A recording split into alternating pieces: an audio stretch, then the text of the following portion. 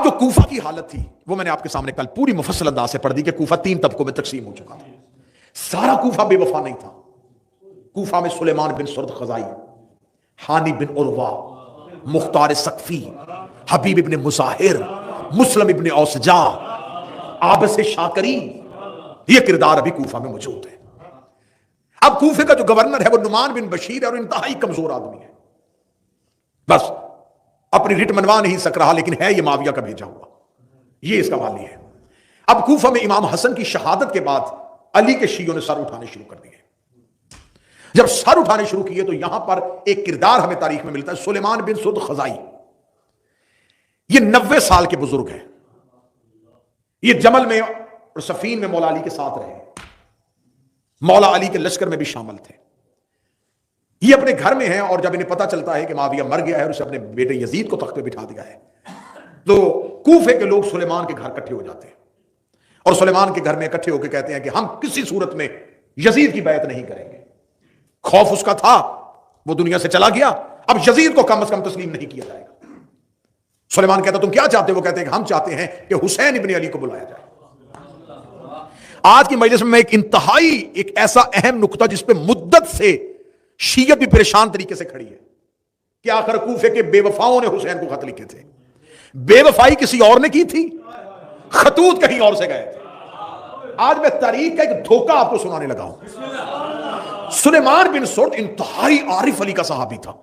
90 سال عمر ہو، زمانے کے اتار چڑھاؤ دیکھے ہوں، کوفہ بنتا دیکھا ہو، قبیلوں کی ساری. سلیمان نے کہا کہ مجھے تم پہ اعتبار نہیں ہے. جیسے تم لوگ علی آئے ہوئے تھے کوفہ، حسن موجود تھے مدائن میں، تو مجھے کیسے یقین ہو کہ تم لوگ باقاعدہ صف بندی کر کے حسین کا ساتھ دو گے. کوفے کے لوگوں نے قسمیں کھانی شروع کی، تلواریں اٹھا لی، انتہائی جذباتی تقریریں ہوئیں سلیمان کے گھر میں. سلیمان نے کہا دیکھو یہ جذبات وقتی ہیں اور انسانی فطرت ہے کہ انسان کوئی حادثہ سنتا ہے تو وقتی طور پہ بڑا جذباتی ہوتا ہے اور بعد میں جیسے جیسے نتیجہ قریب آتا ہے تو ویسے ویسے جذبات ٹھنڈے پڑ جاتے ہیں. سلیمان نے کہا یہ جذبات کا معاملہ نہیں، حجت کا ساتھ دینا ہے، امام کا ناصر بننا ہے. ناصر بننے کے لیے تمہیں کیا کرنا پڑے گا؟ کوفے والوں پہ سلیمان لوگوں کے ہجوم پہ یقین نہیں کر رہے تھے. یہ کونے سے حبیب ابن مظاہر اٹھے اور سلیمان کوئی اور قیام کرے نہ کرے، میں قسم دیتا ہوں علی کی عزت کی، جب تک میرے بوڑھے بدن میں جان ہے میں اپنے خون کی آخری قطرے کو حسین پہ قربان کروں گا. حبیب کا جذبہ ہی سلیمان کے لیے بڑا تھا. ابھی سلیمان روتی ہوئی آنکھوں سے حبیب کو دیکھ رہے تھے، یا دوسرے کونے سے مسلم اوسجا اٹھ کے کھڑا ہو گیا، ادھر سے عابس شاکری اٹھ کے کھڑا ہو گیا، ادھر سے حانی بن عروہ اٹھ کے کھڑا ہو گیا.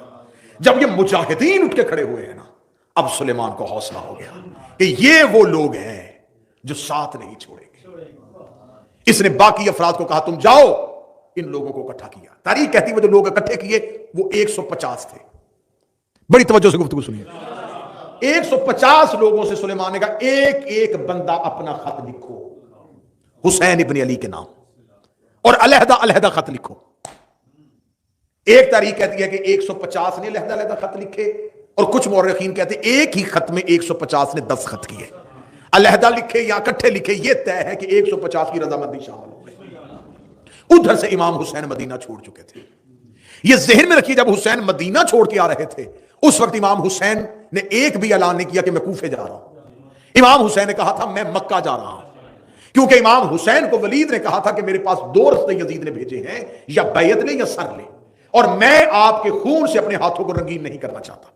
امام حسین بیعت کرنا نہیں چاہتے تھے اور سر مدینے میں دینا نہیں چاہتے تھے، لہذا امام حسین نے ہجرت کر لی. ہجرت امام حسین نے جب کی تو امام حسین مکہ آ کے بیٹھ گئے. یہ مکہ میں امام حسین کا قیام جو ہے یہ 6 ماہ کا ہے. مسلسل امام حسین مکہ میں بیٹھے رہے اور مکہ میں کسی اپنے دوست کسی نوکر کے گھر نہیں، جناب خدیجہ الکبریٰ کے گھر میں رہے تھے، کیونکہ مکہ میں جناب خدیجہ کا محل تھا جس کی چابی حسین کے گھر میں پڑی ہوئی تھی. مولا امام حسین آ کے بیٹھ گئے مکہ میں. اور اب 150 لوگوں نے جب پتہ چل گیا نا تو اب اگر یہاں علی کے شیعہ تیاری کر رہے ہیں تو معاویہ کے بھی ابھی لوگ باقی ہیں. ان میں کردار ہمیں تاریخ نے بتایا ہے مسلم ابن عمر یا مسلم بن حالی، یہ نام بتایا ہے. یہ یزید کا جاسوس تھا. اس نے یزید کو خط لکھا کہ یہاں سے سلیمان بن سرد خزائی کے گھر میں بڑے بڑے قبیلوں کے سرداروں نے اکٹھے ہو کے حسین ابن علی کو خط لکھا ہے. اس نے فوراً کہا کہ تم بھی ایسے کرو کہ اپنے لوگوں سے حسین کو خط لکھواؤ. اب دیکھیے گا، اب محمد بن اشعث جودہ کا بھائی اور وہ اشعث جس نے مدائن میں مولا حسن سے دھوکہ کیا تھا، اس کا بیٹا، اس نے اپنے گھر میں لوگوں کو اکٹھا کیا اور اکٹھا کر کے وہاں سے خطوط لکھے، جن خطوط کے آخر میں انہی لوگوں کا نام لکھ دیا جنہوں نے سلیمان کے گھر میں خطوط لکھے تھے، کہ تمام حالات سے باخبر کر دیا. مولا امام حسین نے تمام حالات کو دیکھنے کے بعد کہا کہ میں ابھی کوفہ نہیں جاؤں گا، میں بھیجتا ہوں مسلم کو، تم پہلے مسلم کے ہاتھ پہ میری بیعت کرو. اب مولا امام حسین نے جب کہا نا کہ مسلم آئیں گے، مسلم بیعت لیں گے، اور مسلم کے بعد میں آؤں گا، انہوں نے فوراً پہنچے کوفہ میں، کوفہ میں جا کے اعلان کروایا حسین کے سفیر آ رہے ہیں. اب علی کے نوکروں نے تیاری کرنی شروع کر دی ہے، ادھر علی کا لشکر تیار ہو رہا ہے، علی کے محب تیار ہو رہے ہیں، حسین کے ساتھی تیار ہو رہے ہیں. جب مولا مسلم کوفہ پہنچتے ہیں تو جناب مختار جو تھے یہ مدائن میں تھے، لیکن ان کا گھر کوفہ میں تھا. بور تو نہیں ہو رہے آپ؟ یہ کوفہ میں تھے. جناب مختار کو جب مسلم کی خبر پہنچتی ہے کہ جناب مسلم آ رہے ہیں، تو جناب مختار فوراً مدائن سے کوفہ پہنچ جاتے ہیں اور کوفہ شہر کے باہر آ کے جناب مسلم کا استقبال کرتے ہیں. جناب مسلم کو لے جا کے جناب مختار پہلا پڑاؤ، پہلے مہمان کوفہ میں جناب مسلم جناب مختار کے گھر بنتے ہیں. اب یہاں پہ آپ کو ایک سوال بہت ستائے گا، وہ سوال کا جواب میں کوشش پوری کر رہا ہوں کیونکہ نیلسن مجلس کے لیے جانا ہے، تو ورنہ میں مجلس کو طویل کرنا چاہتا تھا، لیکن آپ جو رک جائے گی وہ کل. ایک سوال جو بنتا ہے کہ جب جناب مسلم کوفے میں تنہا تھے تو یہ جو لوگ تھے یہ کہاں تھے؟ جب جناب مسلم بے یارو مددگار کوفہ میں رہ گئے تو مختار کہاں تھے؟ مسلم بن اوسجہ کہاں گیا؟ عابد شاکری کہاں گیا؟ حبیب بن مظاہر کہاں گیا؟ یہ سوال ابھرے گا کہ جن لوگوں نے قسمیں کھائی تھی پھر جناب مسلم کی نصرت کے لیے کیوں نہیں تھے؟ یہ ایک ایسی وجہ تھی، ایک ایسا راز تھا جس کا مورخ نے فائدہ اٹھا کے حسین کے ہر ساتھی کو بے وفا قرار دے دیا اور یہ کہہ دیا سارا کوفہ پھر گیا تھا، سب نے ہی دھوکہ کر لیا تھا، اور آج تک ہمارے گلے پہ ایک الزام لٹکایا جا رہا ہے حسین کے قاتل شیعہ ہیں. مورخ نے بہت باریک بینی سے کام لیا ہے کہ قتل حسین کوفہ کے شیعوں کے کھاتے ڈالا جائے، اور اسی باریک بینی کے لیے معاویہ یزید نے کہا تھا اپنے لوگوں سے حسین کے نوکروں کے نام پہ خط لکھواؤ، کہ بلواؤ حسین کو نوکروں کے نام پہ، پھر آگے ہمارا لشکر ہوگا وہ حسین کو قتل کر دیں گے، تاریخ سے لکھوا دیں گے نہ ہم نے بلایا تھا، نہ ہم جانتے تھے، وہ تو اپنے شیعوں کے کہنے پہ آئے تھے. جیسے شیعوں نے علی کے ساتھ علی کے لشکر میں بے وفائی کر دی تھی، حسن کے ساتھ کر دی تھی، انہی نے تو حسین مار دیا، لیکن وہ کیا جانتے تھے کہ آگے حسین جیسا امام ہے. انہوں نے جناب مسلم بن عقیل کو بھیجا. بات یہیں تک آج کی حد تک رک جائے گی اور کل یہاں سے ہم نیا موڑیں گے وہ کہاں تھے اور انہوں نے قیام کیوں نہ کیا. اور جناب مسلم بن عقیل جب کہاں سے گفتگو چھوڑ دی تھی کہ جناب مسلم بن عقیل کو سفیر بنا کے روانہ کر دیا گیا تھا. اب جو روزانہ کی مدرسوں میں آ رہے ہیں انہیں وہ مجلس سے یاد ہے کہ جناب مختار نے کوفہ سے باہر جا کے جناب مسلم کا استقبال کیا اور استقبال کر کے جناب مختار اپنے گھر لے آئے. جب جناب مختار اپنے گھر لے آئے تو جناب مختار نے وہ جو 150 افراد تھے جنہوں نے خطوط لکھے تھے ان تمام کی پہلی میٹنگ کال کر لی اور ان کو اپنے گھر بلا لیا اور بلا کے کہا کہ دیکھیں سفیر حسین ہمارے درمیان موجود ہیں. صبح کو کوفہ کی مرکزی مسجد میں سرکار مسلم تشریف لاتے ہیں اور تاریخ کہتی ہے 20,000 افراد امام حسین کی بیعت مسلم کے ہاتھ پہ کرتے ہیں. امام کی بیعت کروانے کے لیے ہاتھ بھی مسلم جیسا چاہیے.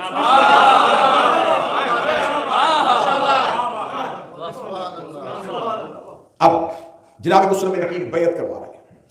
جب یہ بیعت ہو رہی تھی تو اس وقت کوفے کا جو گورنر تھا وہ ابھی تک نعمان ابن بشیر ہے.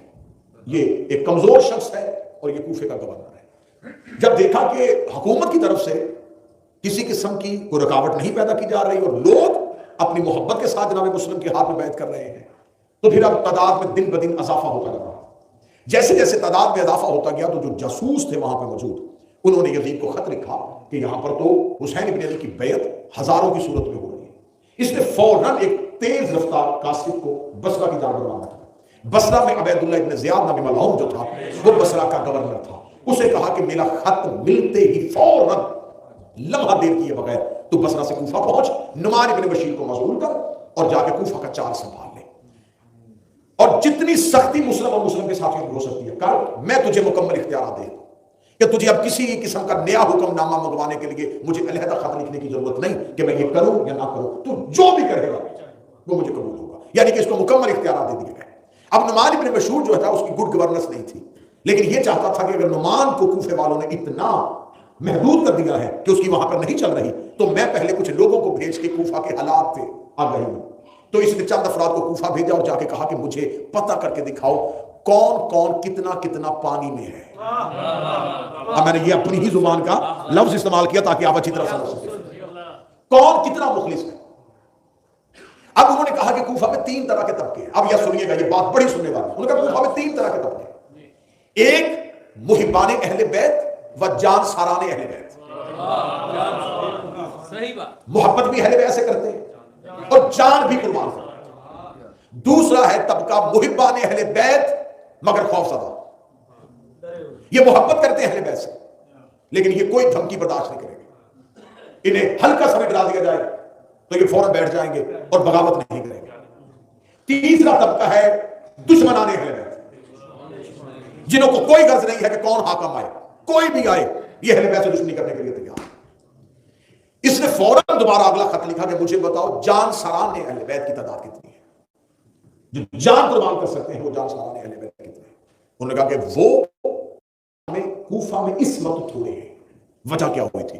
جب خبر ہو گئی کہ حسین ابن علی مکہ سے اب کوفہ کی جانب روانہ ہوں گے تو مختار نے فوراً، کیونکہ میں نے پچھلی مجالس میں آپ کے سامنے بیان کیا تھا کہ جب مولا علی دوبارہ جا رہے تھے شام میں حملہ کرنے تو خوارج نے کوفہ ہی میں لوگوں کو قتل کرنا شروع کر دیا تھا، تو جو کوفہ کے علی کے پکے شیعہ تھے وہ کوفہ چھوڑ چکے تھے، یہ کوفے کی اطراف کی بستیوں میں نقل مکانی کر کے وہاں جا کے آباد ہو گئے تھے۔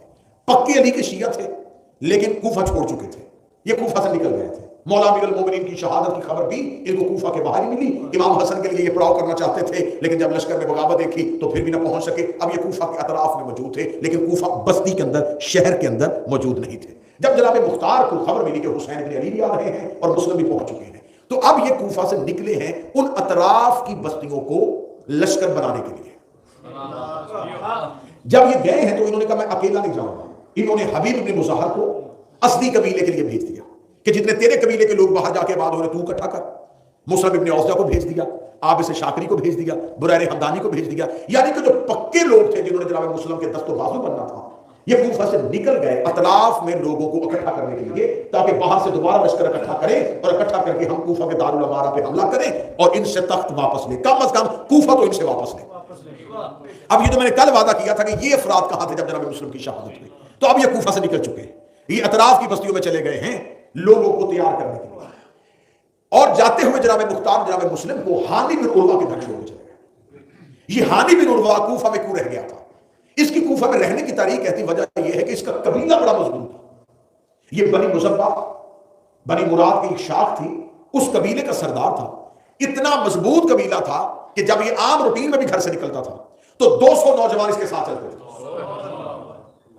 200 نوجوان ہر وقت مسلح، یعنی کہ اس کے جو پرسنل گارڈ تھے، حفاظتی دستہ تھا، وہ 200 قبیلے کے نوجوانوں پہ تھا، اور اس کی پورا قبیلہ بلا شرکت غیر اس کی بات کو مانتا تھا۔ یہ بزرگ ہو گئے تھے، بڑھاپا تھا ان کا، لیکن قبیلے کے سردار تھے۔ جناب مختار جاتے ہوئے ہانی کے گھر جناب مسلم کو چھوڑ گئے کہ آپ یہاں قیام فرمائیں گے، میں باہر سے لشکر ترتیب دوں گا، ہانی کوفہ میں آپ کا ساتھ دے گا، ہانی کوفہ سے دستہ اٹھائے گا، میں باہر سے لوگوں کو آؤں گا اور ہم دارالامارہ پہ قبضہ کریں گے تاکہ حسین کے آنے سے پہلے کوفہ ہمارے قبضے میں آ جائے اور ہم حسین کو تخت کوفہ میں بٹھا دیں گے۔ پھر جب حسین کوفہ میں آ جائیں گے پھر ہم دستہ لے کے نکلیں گے، پھر ہم بصرے جائیں گے، پھر ہم شام جائیں گے، پھر ہم باقی فتوحات کریں گے، لیکن کم از کم امام حسین کے آنے سے پہلے ہمیں کوفہ کلیئر کرنا ہے۔ توجہ ہو رہی ہے بات کی؟ اب جناب مختار جا چکے ہیں، جناب ہانی بن عروہ کے گھر سرکار مسلم پہنچ چکے ہیں۔ اب جب خبر ملی ابن زیاد کو کہ یہ بہت نادر موقع ہے کہ مسلم کے قریبی ساتھی اس وقت کوفہ میں موجود ہیں، اگر آ سکتا ہے تو یہ وقت بڑا قیمتی ہے، اس میں پہنچ جاؤ، کیونکہ جو لوگ انتظار کر رہے ہیں ان میں لڑنے کی شدت نہیں ہے۔ میں نے پہلے کہا تھا کہ مجلس کو تاریخ سمجھ کے نہ سنیے گا، آج کا دور سمجھ کے سنیے گا۔ امام آنے والے تھے، اور 3 طرح کے طبقے کوفے میں کام کر رہے تھے. ایک وہ تھے جو سوچ رہے تھے کہ امام آئیں اور ہم جانے قربان کریں. ایک وہ تھے جو کہتے تھے کہ امام آ جائیں لیکن ہم اپنی دنیا داری، عیش و آرام، چین، سکون، اس میں کوئی کمی نہ آئے، اس میں کوئی خلل نہ آئے، ہمیں اولاد کا دکھ نہ دیکھنا پڑے، ہمیں نقل مکانی نہ کرنی پڑے، ہمیں کوئی چیز قربان نہ کرنی پڑے، بس آ جائیں، آسانی سے آ جائیں تو ہم بیعت کر لیں گے. یہ جو درمیان والا طبقہ تھا نا، جنہوں نے اس سوچ کے ساتھ امام کا انتظار کیا، ان پہ آج بھی لعنت ہو رہی ہے. اس لیے کہ صرف حجت کا انتظار کرنا عبادت نہیں. اگر آپ نے خود کو ہی تیار نہیں کیا، آپ نے اپنے آپ ہی کو مضبوط نہیں کیا، تو کیا مختار ان میں نہیں رہتا تھا؟ مختار انہی میں تھا نا، تو انہی میں رہنے والا مختار خود کو اتنا مضبوط کیوں کر رہا تھا؟ اور آج مسلم بن عقیل سرکار کے روزے پہ جاؤ تو ہانی کی قبر پہ سلام کیوں ہو رہا ہے؟ ہانی کسی نبی کی اولاد نہیں، نسل امام نہیں، لیکن آج بھی ہانی کی زیارت پڑھی جا رہی ہے، آج بھی ہانی کی زری چومی جا رہی ہے، آج بھی مختار کی زری چومی جا رہی ہے. اور وہ جو کوفہ کے کردار جو صرف انتظار کر رہے تھے وہ تاریخ میں فراموش ہو گئے. اب صرف انتظار امام کے لوگوں میں شدت نہیں تھی، اور جب انتظار کرنے والوں میں شدت نہ ہو تو ابن زیادوں کو موقع مل جاتا ہے. کیا بات ہے! 8 یا 9 بندے بھی بات کو آج کے پیرامے میں سمجھیں گے تو یہ گفتگو آپ کے لیے نصیحت بن جائے گی. یعنی کہ اتنی تعداد، اور ابن زیاد کو ڈاری کوئی نہیں. تعداد شیعوں کی جتنی بھی زیادہ ہو، اگر ان میں مقابلہ کرنے کی سکت نہ ہو نا تو دشمن کو کوئی ڈر نہیں ہوتا. اسے کوئی خوف نہیں تھا. اسے کہا ٹھیک ہے شدت چیک کرو کتنی ہے. انہوں نے کہا کوئی شدت نہیں ہے، قیام کرنے کی صلاحیت نہیں ہے، سکت ہی نہیں ہے، لڑنے والے نہیں ہیں، بس دعوے کر رہے ہیں، خط لکھ رہے ہیں، آ جائیں، الاجل کہہ رہے ہیں. امامت ایک بار امت کو آزما چکی ہے، اب امام بار بار امت کو نہیں آزمائے گا. قیام کرنے کی سکت میں ہے. اس نے کہا ٹھیک ہے پھر ایسے کرتے ہیں. سپاہیوں سے کہا کہ میں پہنچوں گا رات کے وقت، لیکن کسی کو میرے آنے کی خبر نہ ہو. میں کوئی سپاہی نہیں لے کے آؤں گا، کوئی جنگجو نہیں لے کے آؤں گا، لشکر نہیں لے کے آؤں گا، چند افراد کے ساتھ آؤں گا. اور جب میں آؤں تم نے کوفہ میں گلیوں میں ایک بات کہہ دینی ہے کہ حسین پہنچ گئے. کتابیں کہتی ہیں کہ اس نے کوفہ کے باہر پڑاؤ کیا. اس نے وہ لباس زیب تن کیا جو ہاشمی پہنتے تھے. ہاشمیوں کا سر پہ امامہ رکھنے کا انداز یہ ہوتا تھا، یہ امامے کے دونوں لڑ چھوڑتے تھے اور دونوں کو گردن پہ گھماتے تھے. اس نے اپنے امامے کو ہاشمی نسل کے مطابق سر پہ رکھا، سیاہ امامہ، عبا پہنی، گھوڑے پہ سوار ہوا اور رات کے وقت کوفہ میں داخل ہو گیا. ادھر یہ کوفہ میں داخل ہوا اور ادھر گلیوں میں اسی کے ایجنٹوں نے شور کرنا شروع کر دیا، امام آ گئے، امام آ گئے، امام آ گئے، امام آ گئے. اب جو محبت کا دعویٰ کر رہے تھے انہیں پتہ ہی نہیں چلا کہ یہ ابن زیاد ہے. اور وہ دوڑ آئے اور آ کے سواری کو پکڑ لیا. فرزند رسول یا ابن زہرا آپ کہاں تھے؟ ہم انتظار کر رہے تھے. اس اگلی سطر پہ کوئی اور بولے نہ بولے میں صدا سے دعا لینے لگا ہوں. امام کی معرفت ناقص ہو تو لوگ ابن زیاد کو بھی امام سمجھ لیتے ہیں.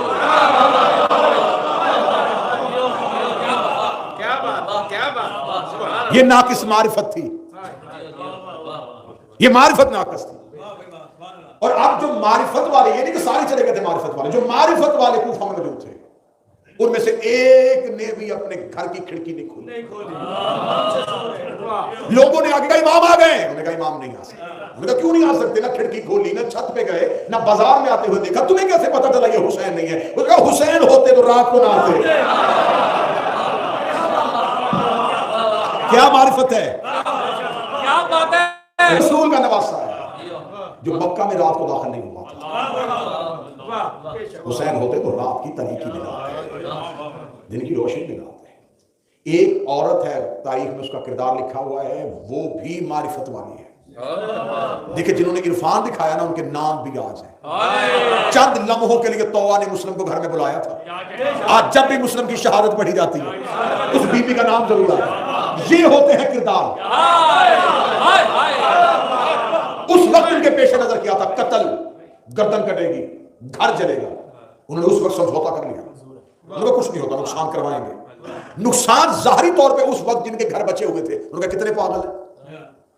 گھر جلوا رہے ہیں، گردنیں کٹوا رہے ہیں، لیکن جنہوں نے گھر کے دروازے بند رکھے تھے آج ان کا پتہ ہی نہیں کون، جس نے چند لمحوں کے لیے حجت کے لیے دروازہ کھولا، نائب امام کو جگہ دی، آج اس کا نام جناب مسلم کے نام کے ساتھ ہے۔ ایک عورت وہ بھی عارفہ تھی، وہ اپنے گھر کی چھت پہ آئی، اس نے چھت پہ آ کے یوں بازار میں سرسری نگاہ کی، واپس جا قریش کری، واپس آ جا، حسین نہیں۔ جملہ سننا اور دلوں میں جگہ دینا۔ قریش نے کہا کبھی مدینے گئی ہے؟ کہنے لگی نہیں۔ حسین ابن علی کو دیکھا ہے؟ تجھے کیسے پتا چلا یہ حسین نہیں؟ اس نے کہا حسین ہوتے تو دائی عباس ضرور ہوتا۔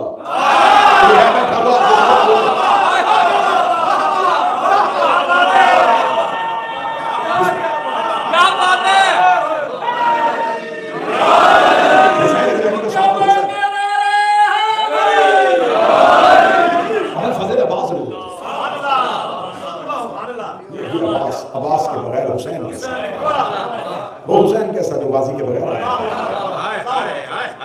یہ حسین نہیں ہے۔ دھوکہ ہو گیا امت کو، بھائی دھوکہ ہو گیا امت کو کہ انہوں نے ظالم کو امام بنا لیا۔ اب امام حسین دیکھ بھی رہے تھے، جان بھی رہے تھے، اور کوفے والوں کی اس چیز سے واقف بھی تھے۔ جب حسین ابن علی کوفہ سے تھوڑے فاصلے پہ تھے تو انہوں نے ماننے والوں کو اس آزمائش میں کیوں ڈالا؟ آج کے پیرا میں گفتگو سننا۔ حجت ظہور جب قریب کرتی ہے، ایک بار ماننے والوں کو تولتی ہے، پہلے کسی ظالم کو بھیج کے دیکھتی ہے یہ کتنے پکے میں ہیں۔ اب پتہ چلا کہ 12ویں سے پہلے دجال کیوں آئے گا۔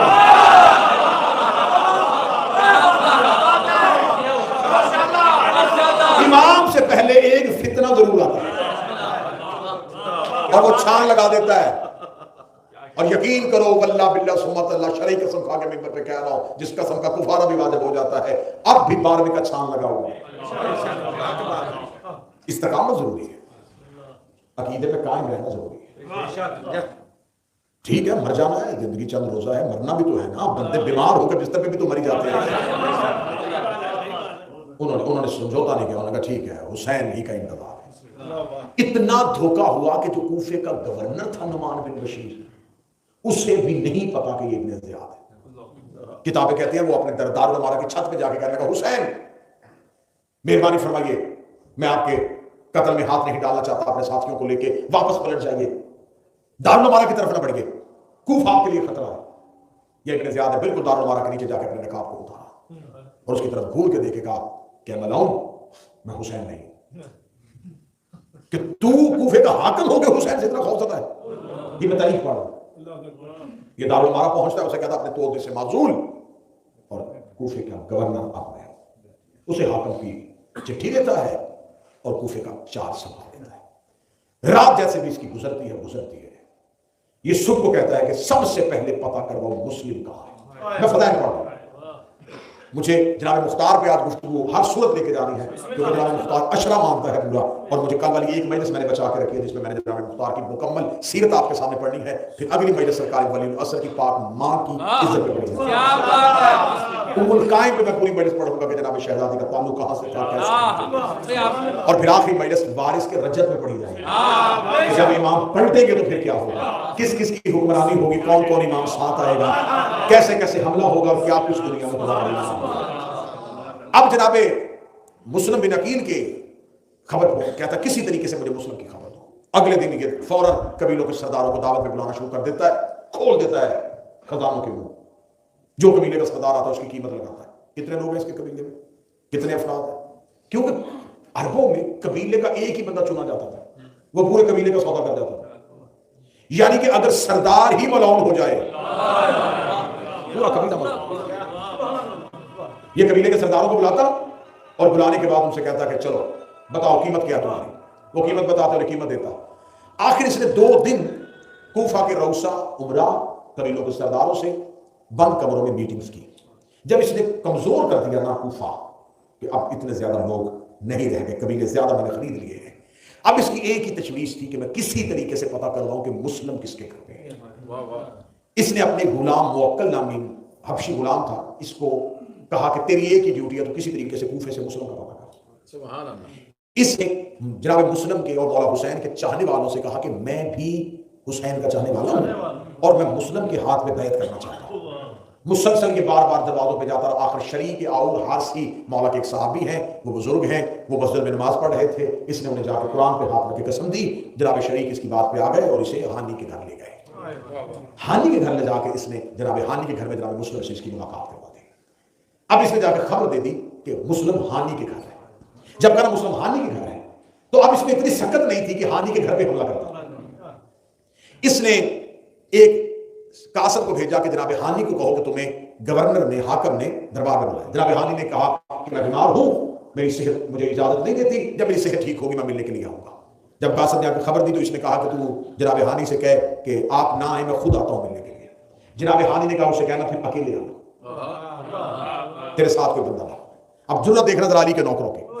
اب جناب مسلم ہانی کے گھر ہے، جب خبر ہو گئی کہ ابن زیاد آ رہا ہے، جناب ہانی بیمار تھے، بزرگ تھے، بستر پہ تھے، جناب مسلم کو بلایا، ہاتھ باندھ کر آقا میں آپ کو آپ کے حق کا واسطہ دیتا ہوں، اس سے اچھا موقع نہیں ملا۔ جو ہی یہ میرے گھر ہے، اس ملاؤں کو قتل کر، یہ قتل میں اپنے سر لوں گا کہ یزید کے گورنر کو ہانی نے گھر میں قتل کیا، اور میرے قبیلے میں اتنا دم خم ہے کہ ہم اتنا بڑا قتل بوجھ اٹھا سکتے ہیں۔ اب دیر نہ کیجئے گا، اس سے اچھا اور نادر موقع نہیں ملے گا۔ جب ابن زیاد اس کے جناب ہانی کے گھر پہنچ گیا تو یہ بستر بیماری پہ تھے، یہ آ کے بیٹھ گیا، اس نے خیریت پوچھنے کی، کوفے کے حالات کے بارے میں تبصرہ شروع کر دیا، کیوں کوفے والا ایسا کر رہے ہیں، ان کو چاہیے کہ یزید کی سلطنت کو مان لیں، آخر اس کی حکومت قائم ہو چکی ہے۔ اب جناب مسلم بن عقیل اندر کمرے میں، جناب ہانی بار بار کمرے کی طرف دیکھ رہے ہیں کہ مسلم حملہ کیوں نہیں کر رہے۔ جناب ہانی نے ایک اشارہ دیا کہ اپنا امامہ اتار کے رکھا، یہ ایک اشارہ تھا، ایک سائن تھا کہ جناب مسلم کو خبر ہو کہ حملہ کرے۔ آخر ابن زیاد جب دیکھتا ہے کہ ہانی کی نظریں بار بار کہیں، اور یہ بھی اسے یقین ہے کہ مسلم یہی ہے۔ ابن زیاد کو مسلم کا اتنا ہی ڈر تھا جتنا لوگوں کو عباس کا ڈر ہوتا تھا۔ اس کے ذہن میں خوف تھا کہ مسلم اسی گھر میں موجود ہے۔ آخر ابن زیاد جلدی کرتے، جب جلدی کر کے نکل جاتا ہے، جناب مسلم کمرے کا پردہ اٹھاتا ہے، جناب ہانی کے سر پہ ہاتھ رکھ کے کہتے ہیں، اے سرکار، اے میرے سردار، آپ نے کیا کیا؟ آپ نے اس کا قتل کیوں نہیں کیا؟ جناب مسلم بن عقیل اس کی تلوار اس کے بستر پہ رکھتے کہتے ہیں، وہ تیرا مہمان، ہاشمیوں کی شرافت کا شیوا نہیں ہے، اور ویسے بھی وہ لڑنے کی تیاری میں نہیں ہے، اور وہ نہتا تھا، ہم ایسے اس پہ واہ نہیں کر سکتے۔ یہ دستور غیرت کے خلاف ہے، یہ ہاشمیوں کی غیرت کے خلاف ہے۔ اب جب یہ دربار میں واپس پہنچتا ہے تو پھر یہ جناب ہانی کے قبیلے کے 3 لوگوں کو جناب ہانی اور اپنے درمیان مذاکرات کروانے کے لیے بھیجتا ہے، کسی طریقے سے ہانی کو مطمئن کرو، اور اگر ہانی مطمئن نہیں ہوتا تو اسے کسی طریقے سے دربار میں لے کے آؤ، میں اس کو اتنا خزانہ دوں گا وہ مطمئن ہو کے چلا جائے گا۔ اب تاریخ میں اس بات کو کلیئر نہیں کیا جا سکا کہ وہ تینوں ساتھ ملے ہوئے تھے یا ان کے ساتھ بھی دھوکا ہوا، لیکن یہ لکھا ہے کہ وہ جناب ہانی کو اس کے دربار میں لے گئے۔ جب جناب ہانی اس کے دربار میں گئے تو اس نے جناب ہانی سے کہا کہ میں تیرے گھر بھی آیا، میں نے تجھ سے پوچھا بھی مسلم کہاں ہے، تو نے کہا مجھے نہیں پتا، کیا تو اب بھی اس بات پہ قائم ہے؟ جناب ہانی نے کہا میں کہا۔ اس نے اپنے غلام موکل کو بلایا جو ہانی کے گھر میں جناب مسلم سے مل کے آیا تھا، اس نے اسے سامنے کھڑا کیا۔ اب جناب ہانی کے پاس دوسرا کوئی چارہ نہیں تھا، جناب ہانی نے کہا بے شک میرے گھر ہے، لیکن میں ایک لمحے کے لیے ان سے بے وفائی نہیں کر سکتا۔ اس نے جناب ہانی کو ایک گالی دی ہے، اور ہانی نے دربار میں اس کی ناک پہ الٹی تلوار ماری۔ جو ہی تلوار کا وار کیا ہے تو یہ سیخ پا ہو گیا، سپاہیوں نے جناب ہانی کو گرفتار کر لیا اور گرفتار کر کے ہانی کو قید خانے میں ڈال دیا۔ جو ہی جناب ہانی قید خانے میں گئے اور خبر پہنچ گئی کہ ہانی کو قید کر لیا گیا ہے، اب یہاں پر ایک بات سنیں گا، جناب مسلم 2000 لوگوں کے ساتھ دارالعمارہ پہ حملہ کر دیتے ہیں۔ یہ تاریخ کا ایک چھپا ہوا باب تھا۔ جناب مسلم 2000 لوگوں کے ساتھ قیام کرتے ہیں اور دارالعمارہ پہ حملہ کرتے ہیں، دارالعمارہ کو گھیرے میں لے لیتے ہیں۔ اب ستم ظریفی دیکھیے گا، جناب مسلم کے ساتھ تعداد لشکر کی 2000، ابن زیاد کے پاس اس وقت صرف اور صرف دارالعمارہ میں 50 سپاہی تھے۔ 2000 اور 50 کا کیا مقابلہ تھا؟ محسوس کر لیا جناب مسلم بن عقیل نے۔ جب اس کو خبر ہوئی کہ اب کوئی حل نہیں تو اس نے قاضی شریح کو فوراً بھیجا، جو جامعہ مسجد کوفہ میں سرکاری طور پہ خطیب تھا، اسے کہا دارالعمارہ کی چھت پہ جا اور کسی طریقے سے میرے سر سے یہ موت ٹال۔ یہ وقت ہوتا ہے ظالموں کو اس ٹائم کے لیے وظیفہ خار مولویوں کو استعمال کرتے ہیں۔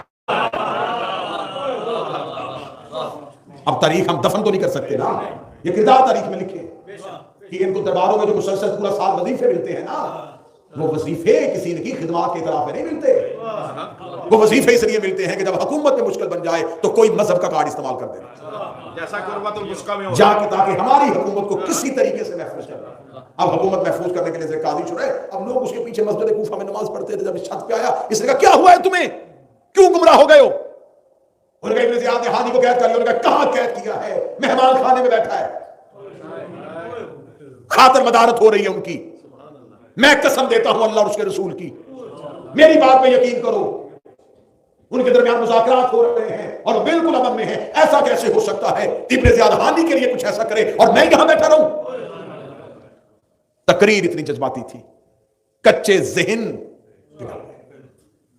یہی بات ہے کہ حجت کے جب حجت ہو نا یا امام کا وارث موجود ہو، پھر چاہے کوئی بھی مقدس نما ہو، دھوکے میں نہ آنا۔ غیبت کی کتابیں، غیبت نعمانی، غیبت توسی، جو مذہب جعفریہ کی غیبت کی معتبر کتابیں ہیں، اگر ممبر پہ حدیث نہ دکھاؤں تو زندگی بھر مجھے ممبر پہ نہ آنے دینا کہ جب تمہارا امام آئے گا تو تمہارے ہی علماء میں سے ایک لشکر امام کے سامنے آ کے گا فرزند رسول واپس چلے جائیں، ہمیں آپ کی ضرورت نہیں۔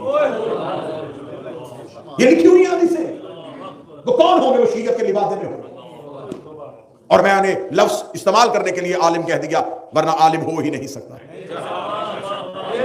نجف میں ایک عارف سے کسی نے آگے شکایت کی کہ آپ کے مدرسہ کے ایک طالب علم نے چوری کر لی ہے، انہوں نے کہا جملہ ٹھیک کر، یہ نہ کہے کہ نجف کے طالب علم نے چوری کر لی ہے، یہ کہے ایک چور طالب علم بن گیا۔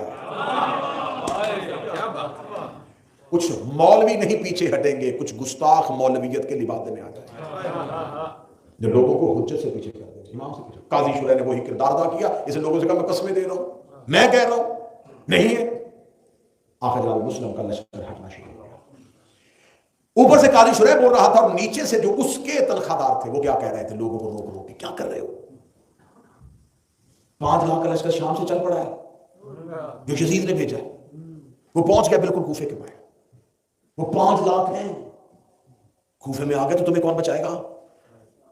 حسین ابن علی تو بھی آئے نہیں، گھروں میں جاؤ، حسین کا انتظار کرو، حسین آئے تو پھر لڑنا، حسین سے پہلے کیوں لڑ رہے؟ ادھر سے اس کی تقریر، نیچے سے یہ فتنے۔ ایسا کام ہوا کہ جناب مسلم دارالامارہ کے باہر صرف جناب ہانی کے خاندان کے لوگوں کے ساتھ کھڑے، اور جناب مسلم نے ہانی کے خاندان سے کہا قدم نہ ہٹانا، ہم اکیلے حملہ کریں گے۔ جب اس کو خبر ملتی ہے کہ لوگ تو چھٹ گئے ہیں، جا چکے ہیں، لیکن مسلم ابھی تک دارالامارہ کے باہر موجود ہے اور ہانی کے خاندان کے افراد موجود ہیں، یہ ملاؤں جناب مسلم کو مزید کمزور کرنے کے لیے یہ جناب ہانی کے خاندان میں سے چند لوگوں کو خریدتا ہے اور ان سے کہتا ہے کہ تم مسلم کے سامنے کھڑے ہو جاؤ کہ ہانی ہمارے قبیلے کا ہے، ہم اپنے قبیلے کے سردار کی خود بات کریں گے، تم تب آنا جب حسین آئیں گے۔ بس یہ وہ وقت ہوتا ہے کہ جب میں مسائل میں فضائل کا، کیونکہ یہ موڑ ایسا آ گیا تھا، یہاں یہ مثال دینی واضح تھی، اب یہ وقت آ گیا کہ جناب مسلم بالکل تنہا ہو گیا۔ ادھر مسلم تنہا ہو گئے، ادھر مختار کو خبر مل گئی کہ ابن زیاد گورنر آ گیا ہے، دارالامارہ میں محصور کر لیا گیا ہے ہانی بن عروہ کو، اور جناب اب مسلم نے 2000 کے دستے کے ساتھ دارالامارہ کا گھیراؤ کر لیا ہے۔ جناب مختار اپنے گھوڑے کو ٹراتے ہیں اور کوفہ کی جانب چل پڑتے ہیں، اور جو جناب مختار نے چند لوگ اکٹھے کیے ہوتے ہیں ان کو ساتھ لے کے یہ جب کوفہ آتے ہیں تو کوفہ کی باہر والی دیواروں کو بند کر دیا جاتا ہے، فوجیں باہر کھڑی ہو جاتی ہیں جب باہر سے کوئی اندر نہ آنے پائے۔ جناب مختار کوفہ سے چند فرسخ کے فاصلے پہ یا تو پیچھے سے آنے والے لشکر کا انتظار کر رہے تھے یا کسی اچھے موقع کا انتظار کر رہے تھے، جب انہیں خبر مل گئی کہ ہانی اور مسلم دونوں کو شہید کر دیا گیا۔ جو ہی یہ خبر ملتی ہے تو اب جناب مختار اپنے سر و سینے کو پیٹتے ہیں اور آہ و فغاں کر کے کوفہ کی طرف منہ کر کے ایک لوہا پڑتے ہیں، وائے ہو کوفہ والوں، تم نے حسین کے قاصد کے ساتھ انصاف نہیں کیا، کاش میں کوفہ کو نہ چھوڑ کے جاتا، میں سر تن من قربان کر دیتا، لیکن مسلم پہ آنچ نہ آنے دیتا۔ اب اگر فرزند رسول آگے تو میں کیا منہ دکھاؤں گا، اب اگر رسول کا بیٹا کوفے میں آگا تو میں کیا منہ دکھاؤں گا کہ ہم اس کے سفیر کو نہ سنبھال سکے۔ یہ ایک لوہا بلند کرتے ہیں اور جناب مسلم کوفہ کی بے وفائی سے اتنے چکنا چور ہو جاتے ہیں کہ جناب مختار سرنڈر کر کے خود گرفتاری دے دیتے ہیں، سپاہیوں کے قریب آ کے جناب مختار خود گرفتاری دے دیتے ہیں کہ اب کوفہ میں لڑنے کی سکت نہیں، لیکن کم از کم میں اپنی زندگی میں یہ نہیں دیکھ سکتا